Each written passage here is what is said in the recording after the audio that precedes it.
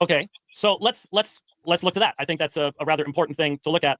So in Colossians chapter 3, which we have both raised and looked at, I would like to get your exegesis here. There we go.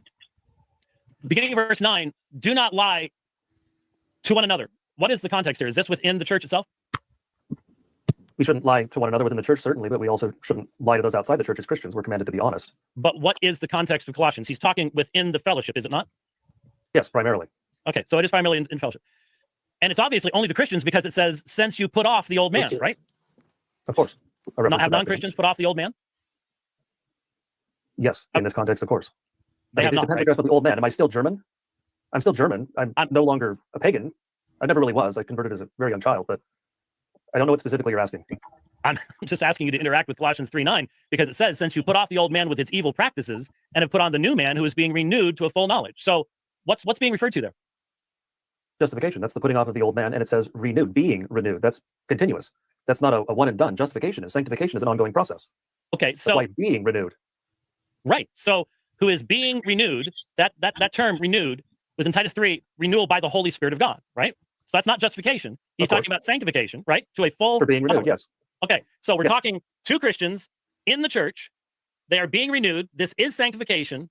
And what's the standard to which they are being renewed, according to verse 10? The standard to which we are being conformed is the image of our Creator, of course, Christ being the perfect image of God. Exactly. According to the image of the one who created him. Then, verse 11 says, referring to that action of renewal from verse 10, it's literally, there is not one Greek and Jew. So is he not saying that this renewal by the Spirit knows no distinction between Greeks and Jews, that every Greek believer is being sanctified, every Jewish believer is being sanctified? Everyone is being sanctified who is a believer, yes. I've affirmed that multiple times. And they are being conformed to the image of Christ, right? Of course. Okay, so when it says circumcised and uncircumcised, barbarian, Scythian, slave, and free man, would you agree that barbaros and skuthes are both terms that are ethnic in their origination?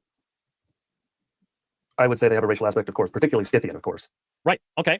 So he is saying there is no distinction in the renewing work of the Spirit based upon ethnicity.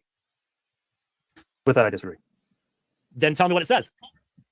Well, I disagree with that because I believe, again, this is talking about both justification and sanctification. All are justified. That is a one and done, as it were, to be perhaps a little more flippant than we should be with justification, but it is a one-time thing. You're not continuously justified. The sects that believe that are clearly in error. I believe we agree on that. Yes. Sanctification is an ongoing process. Is it open to all men? Absolutely. Whether you are a Jew or a Greek, you're circumcised, not circumcised, Scythian, barbarian, whatever you happen to be, sanctification is available to you. What we are debating is whether or not that sanctification happens in the same way to all believers to the same degree in time. I say it does not, because I say the Spirit cannot do that because of what I said in my opening and elsewhere in this debate. There are rules, there are things that God has set as limitations on himself. Okay, so God has set limitations on himself, but you're not deriving that from Colossians 3:11. You said you disagreed when I said that when it says barbarian and Scythian, that there is no ethnic distinction between.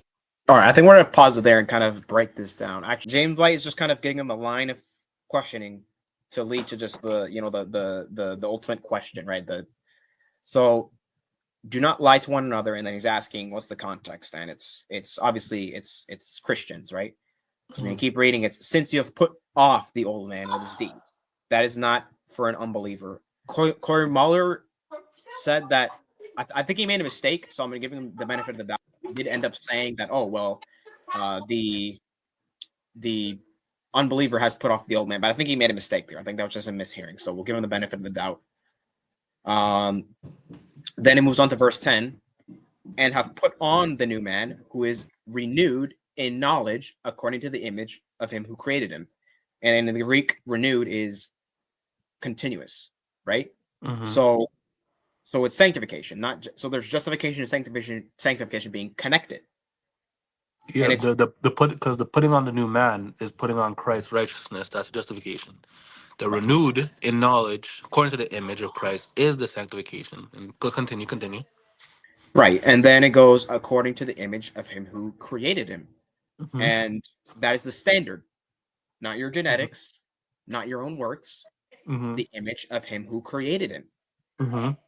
And then, where there is neither Greek nor Jew, circumcised circumcised nor uncircumcised, barbarian, Scythian, slave nor free, but Christ is all and in all. Meaning not that there's no such thing as a Greek or a Jew, but that we don't make these distinctions within sanctification. There is no sort of, oh, well, the Jews are better than the Greeks. There's none of that. Or the Jews can be sanctified to a higher degree than the Greeks. Yeah, Right. just because they're Jewish, right? It's Christ is all and in all. To And the same ultimately, his degree- answer was just to the kind of same- repeating what he said. Uh-huh. Oh, well, justification is not sanctification. It's like, He's talking This about doesn't- sanctification. You made it clear because renewed. You said it's active. It's sanctification. And James White broke it down for him. No, yeah. that's what I'm saying. Yeah, I think at this point, this is where the debate definitively ended. Because the text right there, essentially, Corey Mahler just conceded without really realizing.